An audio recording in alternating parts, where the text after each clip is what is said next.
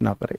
लेकिन कोई बच्चा जो सिर्फ 160 में से 20-25 मार्क्स ला पा रहा है, 30-40 मार्क्स ला करके हर बार रह जाता है और वहीं पर रह रहा है, बढ़ नहीं रहा है, तो मैं उस बच्चे से ये उसको एक सुझाव दूंगा कि वो बच्चा अपने रीजनिंग को और अपने हिंदी को, इन दो सब्जेक्ट को तो सबसे जल्दी मतलब मात्र 1 महीने में कमांड बना सकता है और बहुत अच्छी कमांड बना सकता है। फिर उसका मन करे तो मैथ्स पे वो थोड़ी थोड़ी कमांड बनानी शुरू कर दे, मतलब वो मैथ्स को इस दौरान भी पढ़ता रहे, अच्छे से पढ़ता रहे, लेकिन इन दो सब्जेक्ट को आप 1 महीने में तैयार कर सकते हो, रीजनिंग और हिंदी को।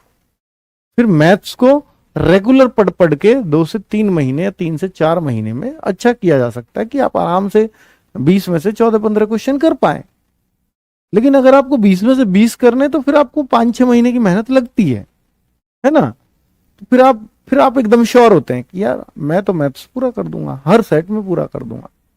फिर वो एक मेहनत 6-7 महीने की होती, 5-6 महीने की। ठीक है, अब बात करूं जीएस की, तो जीएस को जो बच्चा 2 साल से पढ़ रहा है या जो 6 महीने से पढ़ रहा है, जो 4 महीने से पढ़ रहा है, जो अभी पढ़ रहा है, सारे बच्चे कोई भी हो, इसमें कोई भी ये नहीं कह सकता मैं 20 में से हर सेट में 15 कर दूंगा, चाहे कितनी भी अच्छी किसी की जीएस है।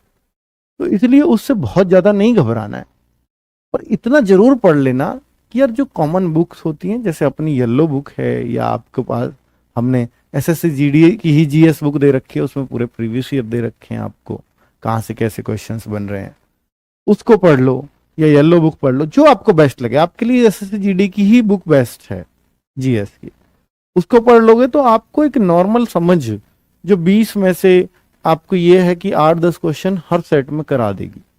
8-10 क्वेश्चन के लिए आप श्योर कह सकते हो जाएंगे।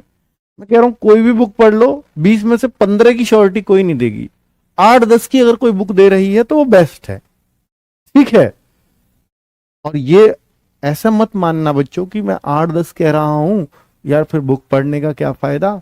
बेटा अगर कोई बुक ये कह देना कि 8-10 आ जाएंगे मुझ में से, तो उस बुक पढ़ने में जीएस के लिए बुराई नहीं है। ठीक है।